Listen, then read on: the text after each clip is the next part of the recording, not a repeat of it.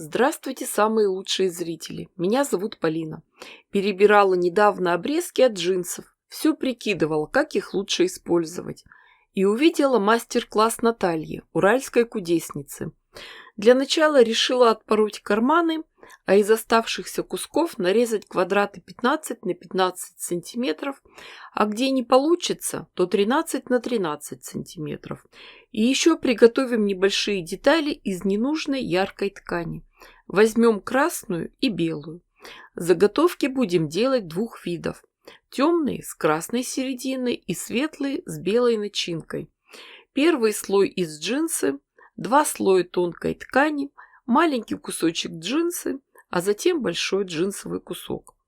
Все заготовки проутюживаем, а затем на каждой рисуем сначала диагонали, а потом параллельные линии на расстоянии 1,5 сантиметров. Следующий шаг – надо прошить заготовки по этим линиям.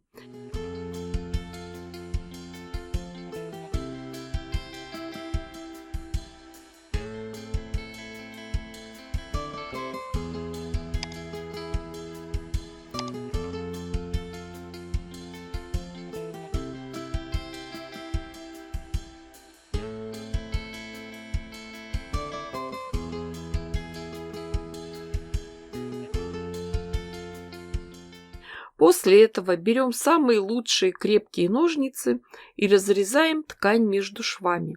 Режем все слои, кроме самой нижней ткани основы. Ну а дальше мы вспоминаем, что это у нас ручная работа.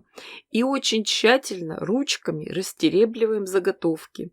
Но и это еще не все. Берем жесткую щетку и хорошо вычесываем детали. В чем суть всех действий?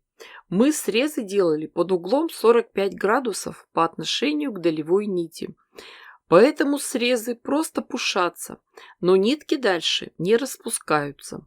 Заготовки получаются очень интересные. Всего приготовила 24 детали. Выложим из них узор. Следите за направлением разрезов полосок. Сшивать будем вертикальными рядами гирляндой.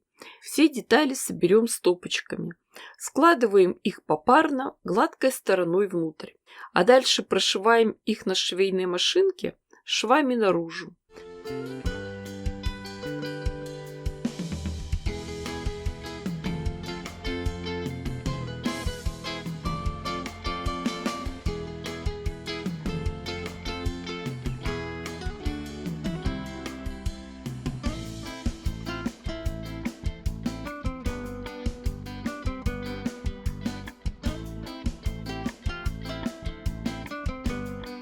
Когда все прошили, получается очень интересная конструкция.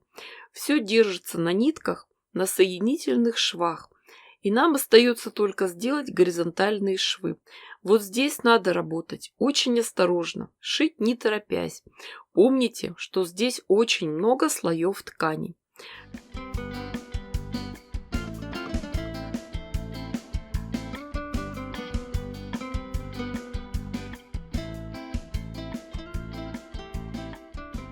Край изделия можно обшить бейкой, а можно оставить открытые срезы. А чтобы ничего не сыпалось, сделаем следующее. Для начала прошьем край, закрепим его строчкой.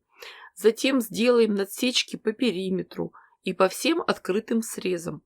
Вы же помните, что по краям у нас прямые срезы, а с надсечками мы можем сразу убрать все лишние нитки. Для этого берем щетку и еще раз хорошо вычесываем все швы. Сразу скажу, мусора очень много. Но когда убрали весь мусор, то получается очень интересный пушистый коврик. Он мягкий и пластичный, но в то же время он довольно тяжелый и не будет скользить под ногами. Техника работы называется синель. Мы уже шили и коврики, и сумки, и декоративные подушки, и прихватки. Все смотрится очень интересно. А после стирки с ополаскивателем такие изделия только хорошеют. Ну что, девочки, я дала вам идею. Шейте, творите, вытворяйте.